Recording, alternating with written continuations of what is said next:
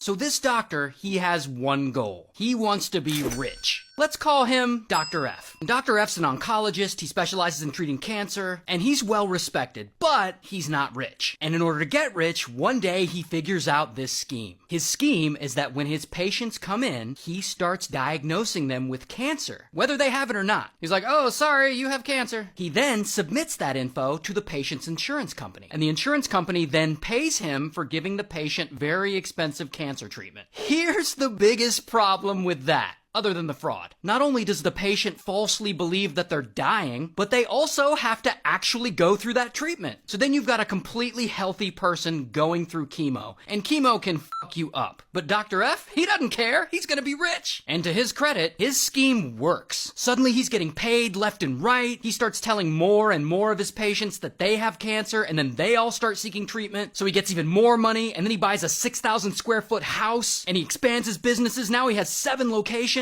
And then 6 years go by, and he's still running this scheme, and it is still successful. And at this point, he's convinced hundreds of his patients that they have cancer when they don't, and then he's pumping them full of chemo drugs, and he's pocketing the insurance money. And business is booming, and finally, bam, Dr. F has met his goal. He's finally rich. Until one day, this woman, Monica, she comes in to see Dr. F for something. And of course, Dr. F immediately diagnoses her with cancer when she doesn't have it. And he tells her she needs to start treatment right away. So Monica starts treatment, and after her first day of chemo, she feels like absolute shit. In fact, she feels so bad that when she goes home, she trips and falls and breaks her leg pretty badly in 2 different places. So she goes to the clinic where she would normally see Dr. F. But this time, Dr. F isn't there. He's out of town on vacation. So another doctor's there making rounds in F's place. This doctor, Dr. So. So So looks at Monica's leg, and he also starts examining the rest of her. And pretty quickly, he's like,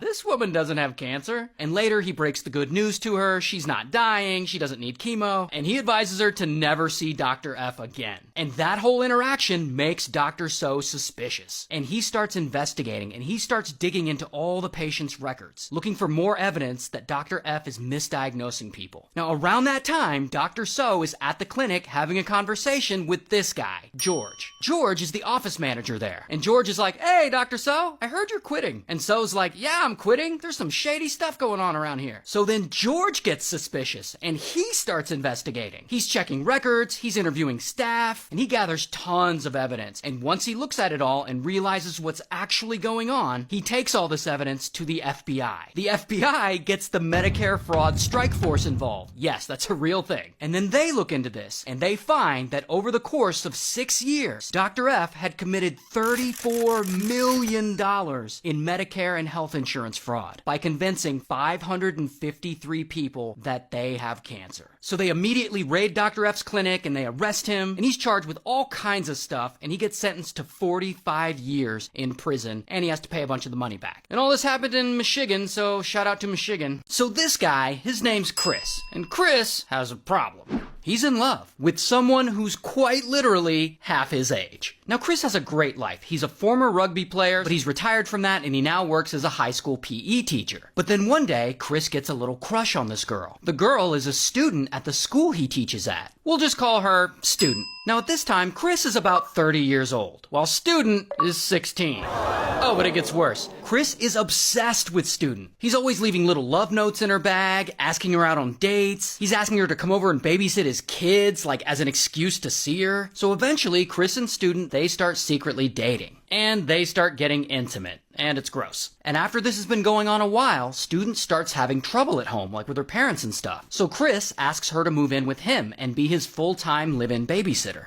And she does. Here's the thing, though. Chris is actually married. Like, he already has a wife who lives with him. And we'll just call her Wife. And Wife is totally fine with a live-in babysitter at first, because she doesn't know that Chris and Student are smashing. But then she starts to figure out what's going on. And she doesn't like it one bit. So she kicks Student out of her house. And that pisses Chris off, so Chris and Wife, they start fighting about this. A lot. It's a whole mess. And poor Wife, she loves Chris so much, she tries everything she can to keep their family together. But it seems like nothing is gonna fix their broken relationship, because Chris is still obsessed with Student. And while Wife is trying to work everything out and fix her marriage, Chris comes up with a plan to end this love triangle once and for all.